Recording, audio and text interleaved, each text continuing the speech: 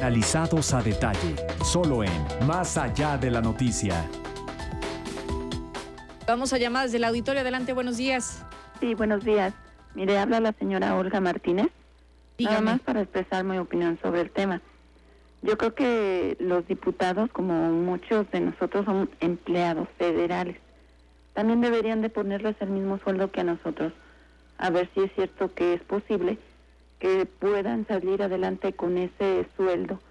Porque mucha de la gente tiene la mala impresión de que todos los empleados federales tenemos un sueldo magnífico. Y la verdad es que no.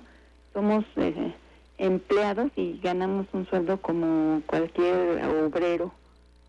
Pero no nos alcanza, ni siquiera, o sea, con lo básico, muy apenas, muy administrando siempre al día. Nos surge algo más, algo extra, y no podemos con ello. Entonces, a mí, igual que el anterior señor que opinó que los diputados se le baje el sueldo, yo creo que la mayoría de la gente de la población opinamos lo mismo. Es una burla para todos nosotros los... Y rescato yo dos cosas, señora Olga Martínez. A lo mejor no es tanto, y como lo mencionaba aquí el señor Salvador en la pausa comercial, no es tanto lo que ganen nuestros legisladores federales o nuestros legisladores locales, sino la disparidad. La gran mayoría de la población gana en promedio 3.5 salarios mínimos, entonces imagínese, de 200,000 a 5,000 pesos mensuales, pues yo creo que sí hay mucha variedad, mucha variación, y lo peor del asunto es que no hay productividad. Y no generalizamos en algunos de los casos. Me voy contigo ahora sí, Fernando Carrillo, analista económico. ¿Cómo estamos a nivel nacional en los salarios que se pagan en Aguascalientes? Bueno, pues seguimos nosotros con las famosas zonas geográficas que pues ya deberían desaparecer. Prácticamente eso es de la prehistoria. Ya no se... Hoy se vive en una economía globalizada donde a todos nos afectan y los precios son los mismos en todas partes. Y de alguna manera eso pues nos ha frenado mucho en el desarrollo económico de nuestros trabajadores, de nuestras empresas.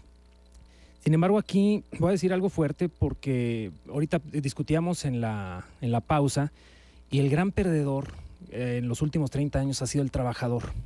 La verdad es que se nos engañó por mucho tiempo. Yo hice un análisis estadístico de 9 sexenios y se nos engañó con que el salario era inflacionario. Entonces había que detenerlo, ¿vale? Entonces, porque si no, si lo aumentamos, se incrementa la inflación. Incluso siguen teniendo muchos políticos esa idea, y es una idea que, pues bueno, manipula. En realidad, en el análisis estadístico que hago, veo que básicamente cada vez que antes, en los 70s, así también lo comentábamos, era mejor remunerado el salario, al trabajador le rendía más, ¿verdad? Si se compraba un bochito con, no sé, 17,000 pesos, le alcanzaba, y al siguiente año también. En fin, hoy ni de chiste, ¿verdad? No alcanzas con todo lo que ganas a juntar para un coche nuevo. La verdad es que se incrementaban antes los salarios mucho más arriba que la inflación, y no se incrementaba la inflación. Hoy vemos que afortunadamente ya entramos en un periodo de estabilidad.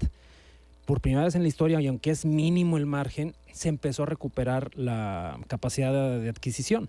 Sin embargo, pues traemos varias décadas de atraso, y recuperar eso pues solo es de una manera incremental. Esperemos, por ejemplo, yo soy de la idea que se incremente al menos en 5% este año el salario, al menos. De manera que eso, si la inflación va a andar en 4, 3.5, 3.8, 3.9, no sé cuánto va a terminar, ya le ganemos un puntito. Y el año que entra otro 5 o 6% el incremento del salario. De manera que empecemos ya una recuperación real de los salarios. Pero sin embargo, hay que pensarlo muy bien. No es de inmediato el cambio, porque sí va a haber 1 o 2 puntos positivos.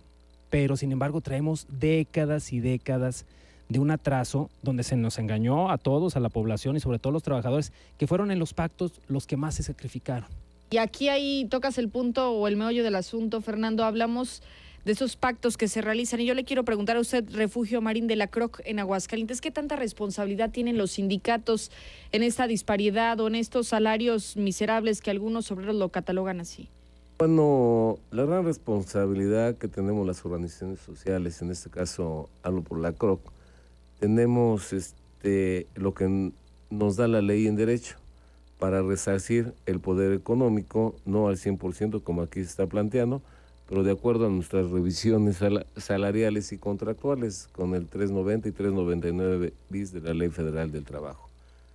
Pero lo cierto es que peso que se saca, peso que queda pulverizado por la misma incapacidad de adquisición.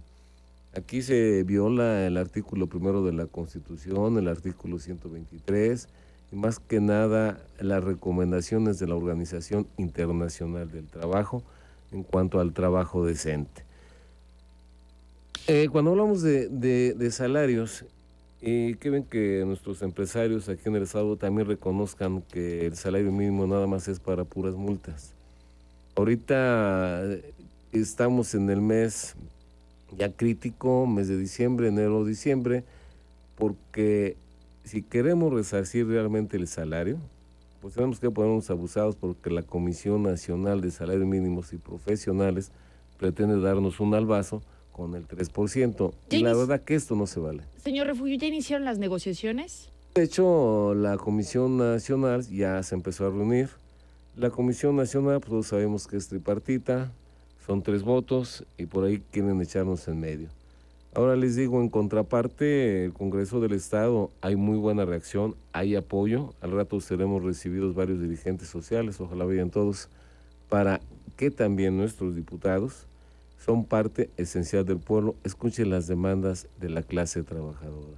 Hablamos del 3%, lo que se le pretende dar del incremento al trabajador. Imagínese, 3%. Es correcto. ¿Y cuánto es lo que necesitamos? A lo mejor lo justo, ya no decimos lo que necesitamos, pero por lo menos para salir adelante las necesidades básicas. Claro, para que una familia cubra realmente sus necesidades, tiene que tener un salario decoroso. Yo creo que el 10%, que es lo que estamos solicitando, apenas llegará a cubrir parte de las necesidades. A lo mejor somos utópicos, pero hay que solicitarlo, porque luego se nos olvida que hace un siglo pasó aquí algo muy fuerte, esa revolución social, hace un siglo, y ahora, pues yo creo que hay que exigir lo que en derecho nos corresponde.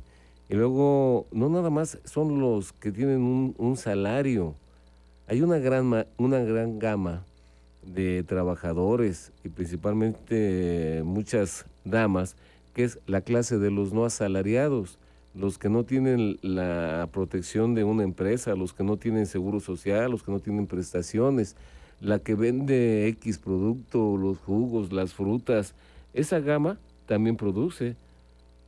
¿Y eso quién los va a proteger?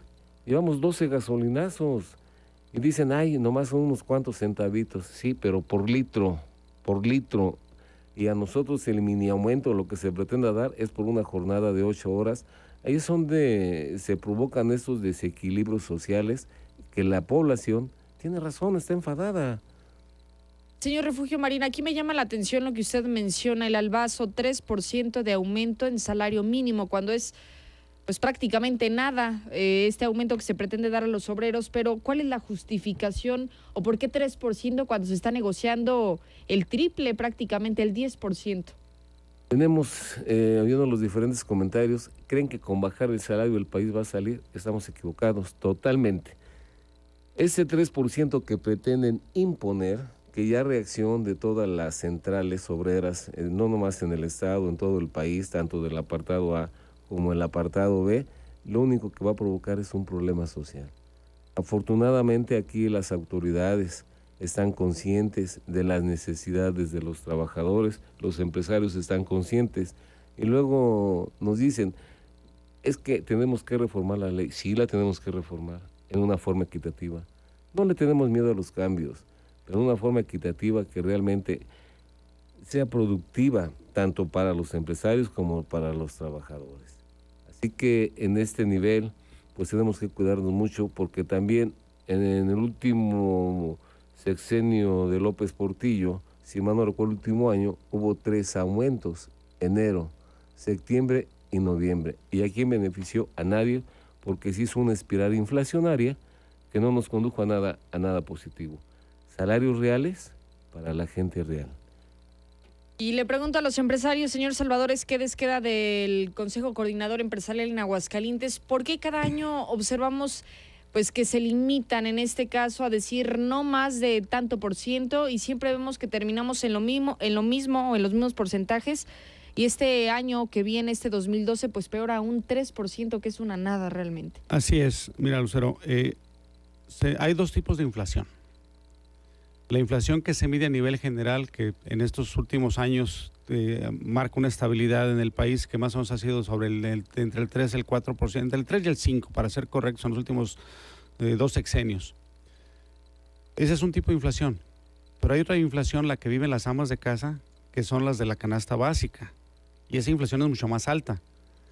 Entonces, quienes se sientan allá en las cúpulas en México para dar estos mini incrementos a los mini salarios, pues toman la general, en donde pues juegan muchos factores, hablando desde la compra de casas y de algunos artículos suntuarios. No toman en cuenta la inflación de la generalidad del pueblo. Entonces yo creo que en eso de alguna manera justifican estos mini incrementos. Insisto, los empresarios estamos conscientes de que se requiere un mejor ingreso. Un trabajador bien pagado, un trabajador bien capacitado, produce mucho más. Y todos ganamos. Pero también hay que tomar en cuenta, insisto, yo decía, también los empresarios pasamos por cuestiones muy, muy complicadas. En el último sexenio, nada más en este último de Felipe Calderón, los empresarios tuvimos incremento de un nuevo impuesto que fue el YETU. Tuvimos un impuesto que es el IDE, que nos quitó liquidez. Y a nivel estatal tuvimos el impuesto sobre la nómina. Entonces estamos hablando de 3 incrementos para los empresarios. Y que no solamente les pega a los obreros, que a veces eso es el concepto que los ciudadanos tuviéramos. Así es, nos pega a todos. Y por otro lado, también le recuerdo al radioescucha, al televidente, que empresario es aquel que tiene una tiendita en la esquina, el que tiene un tallercito chiquito, ese es empresario. Y la gran mayoría en este país, más del 90%, somos micros y pequeños empresarios. Entonces, las grandes empresas no llegan más allá del 6%, 8%. Entonces, también nos enfrentamos a cuestiones complicadas económicamente hablando. O sea, tenemos también que sobrevivir porque muchos de los empresarios son autoempleos y también viven con unos ingresos muy inferiores a los de nuestros diputados que hoy están en boca del pueblo, ¿verdad? Y aquí otro punto importante, y me gustaría preguntarte a ti, Fernando Carrillo, analista económico, pues piden los sindicatos un aumento del 10% en el salario del próximo año para ir sopesando más o menos las condiciones actuales. ¿Pero crees que será posible? ¿Realmente ves posibilidades? Bueno, lamentablemente ahorita la planta productiva está muy todavía dañada, dolida de la pasada crisis. O sea, no hemos terminado crisis tras crisis. Sin embargo, es legítima la demanda. O sea, un 10% no alcanza ni siquiera históricamente, como decía hace ratito, a recuperar todo lo que ha perdido el trabajador de décadas. Sin embargo, bueno, yo creo que una posición media entre el 5 y el 6% es bastante digna y podemos hacerla. Yo creo que el empresario puede hacer un esfuerzo y en ese límite más o menos mantenerse. Y yo soy de la idea, y por lo que he estudiado, no genera inflación. O sea, realmente la inflación viene a hacer lo que han dicho gasolinazos y otro tipo de incrementos. Y a veces el hecho de que los diputados tengan paralizada, sobre todo la fracción del PRI, las reformas federales a la Ley Federal del Trabajo, hace que las cosas pues no podamos explotarlas más allá. Sin embargo, tenemos que ir ya de la mano. Ahorita las condiciones macroeconómicas ya están dadas, ya hay estabilidad. Sí se logró ya una inflación que en la vida, o sea, todavía en tiempos de Zedillo andábamos en 29% de inflación y ahorita andábamos entre 3 y 4%. La meta era 3, vamos a terminar en 3.7, 3.8. Entonces, eso ya es una aliviana, es una recuperación para el trabajador, pero tenemos que a la par también subirles el sueldo, si no, esto no nos va a servir de nada. Si se da hacia el vaso, que ojalá y no sea, yo voy más con la idea de una firma internacional que hizo un sondeo entre 300 empresas grandes del país para ver cómo terminaría el incremento salarial. Se llama Aon Hewitt, esta firma internacional, dice que va por el 5%.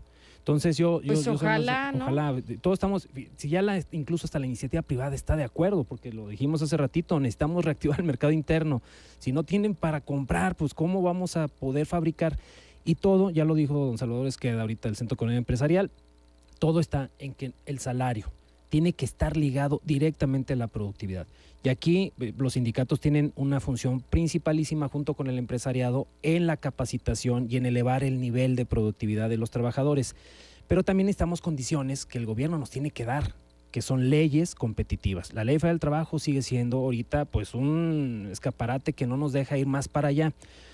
En el momento que la liberemos, ¿sí? Y yo creo que sin perder ninguna de las conquista, partes, sí, de esas conquistas laborales de toda la vida, pero sí podemos flexibilizarla mucho. De esa manera podemos crecer incluso el país 3 o 2% más en su Producto Interno Bruto. Entonces, más crecimiento, más oportunidad de desarrollo, más salario y la inflación controlada, que no puede pasar del 3.5, 4%. Entonces, yo creo que no va a ser inmediato, pero en 3 o 4 o 5 años empezaremos a ver la luz, a respirar, el trabajador empezar a ver otra perspectiva. Pero no olvidemos que estamos en un entorno internacional, entonces no jugamos solos. También dependemos de que, por ejemplo, los chinos están muy agresivos, son muy competitivos, muy productivos, en fin, y que de repente nosotros nos hemos quedado pues con los brazos cruzados esperando que el gobierno lo resuelva y no lo ha resuelto. Pues así nos vamos a la última pausa comercial. Usted puede seguir participando a través del 55-220 a nuestras líneas telefónicas 910-3508 y 910-3509. 910-3508 y 09. Los teléfonos de Radio BI 88.